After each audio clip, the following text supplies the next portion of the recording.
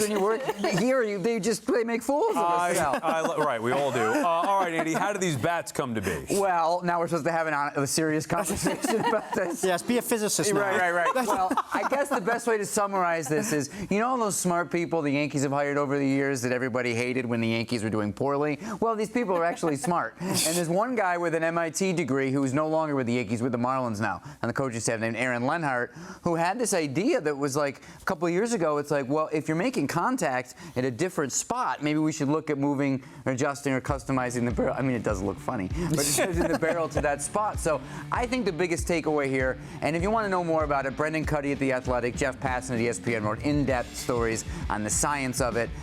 But I think the main takeaway here for discussion is that pitching has been evolving for so many years now and getting ahead of hitting with technology. Pitching tech has made it almost impossible to hit in the big leagues. And to me, this seems like a really big step in terms of smart people doing hitting-related tech to catch up with what the pitchers have been doing all this time. That's sort of what Mendoza was saying. It just hit me watching those pictures up close a little bit. Yeah. The Yankees and Boone specifically, they talk about the lanes, and we know how much they love bowling. Bowling lanes. Those bats look like bowling pins. They do. The Yankees just love bowling. Bowling pins, bowling lanes. All right, Danny, should these bats be legal? No, everyone should go to jail. Everyone who uses this bat, gone. See ya. Get out of here. Yes, they should be legal. To Andy's point, here's the thing. Here's what I equate it to.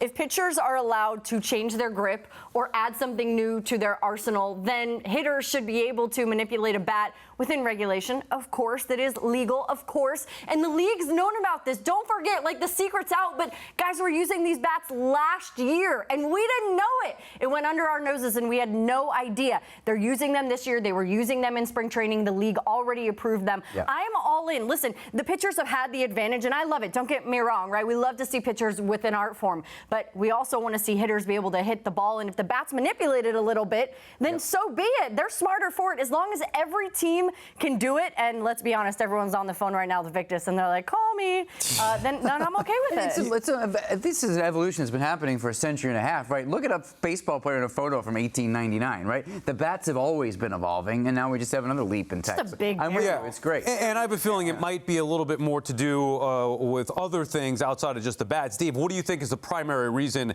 for the Yankees' offensive outbursts over the weekend? Well, I think Exhibit A right now is what we saw in the Royals-Brewers game today, and the score of that, the last time I checked in the top of the ninth, was 10-1 over the Royals. So the Royals scored double-digit runs today, coming off a weekend where the Yankees destroyed Brewers pitching.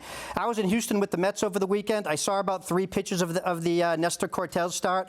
They're all about 89 miles an hour, the first 3, right over the heart of the plate. They all wound up over the wall. So I think it's a combination. Listen, the bats tend to give guys confidence. I'm a golfer. I know that the $800 drivers that come out every year that people keep buying because they think it gives them an edge. And in the past, guys have always been moving closer to the plate, moving further away from the plate, changing their mechanics. Well, now they figured out another way to harp on that. So, listen, I think the Yankees lineup is going to be great this year, guys. They have accomplished bats in there, no pun intended. These are big offensive players. So to see them bust out like they did, it's not just a bat thing. It's a combination of the Brewers, it's talent, and a little of those bowling pins thrown in, like you mentioned, Sal. Yeah, I mean, the Yankee Stadium dimensions, how many home runs were here. Volpe's looked like a pop fly on opening day, but yet that goes out. To me, it would be the ballpark. The Yankees have good hitters. And Nestor Cortez, who's been throwing batting practice for a year and a half now. All right, in related, by the way, 11-1 final. Royals scored 11 runs in that game. In related news, Aaron Judge using a traditional bat. He homered 4 times over the weekend. Oh, by the way, he's pretty good, too, including going deep 3 times on Saturday. Now, I've said this before. I'll say it again. He's the best player that I've ever seen. There's only one thing missing.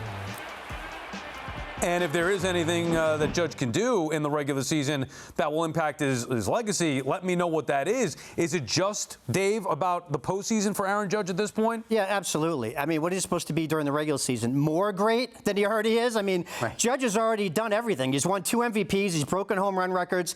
He hits over 300, drives in the most runs every year, hits the most homers. So, listen, from April through September, he's the best player, the best offensive player. He's shown himself to be that.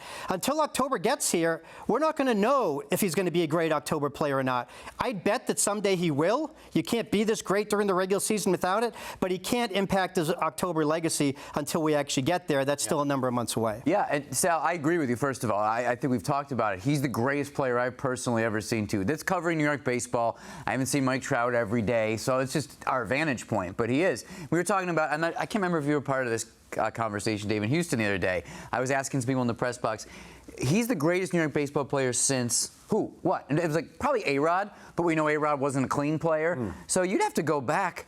I don't even know. He's that skill set that it's the defense that people forget too, and that's why I rate him over guys like Ohtani, who, unless Ohtani's pitching, is a different conversation. But Judge is a plus right fielder. He can play a competent center. He's an unbelievable hitter, average power, but does it on the biggest stage in baseball. Yeah, every night, except for when it's the biggest stage, right. I guess you said. Right.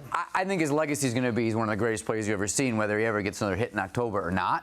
But that's a part of his story, too, at the moment. Well, the irony, too, that Mike Trout's only played 3 postseason games and he has 1 hit, which is a home run. But, you know, his legacy, he'll still get in. He'll still be in the Hall of Fame. So when I look up the numbers, Giancarlo Stanton and Gleyber Torres both have more RBI than Aaron Judge does in the postseason. And that's what bothers me the most. This is the guy who gets the job done day in and day out during the regular season, helps his team get to that point. And then for some reason, right, it's that elephant in the room that is just stuck there. And he's not able to get past that next thing, and that's what's the most frustrating.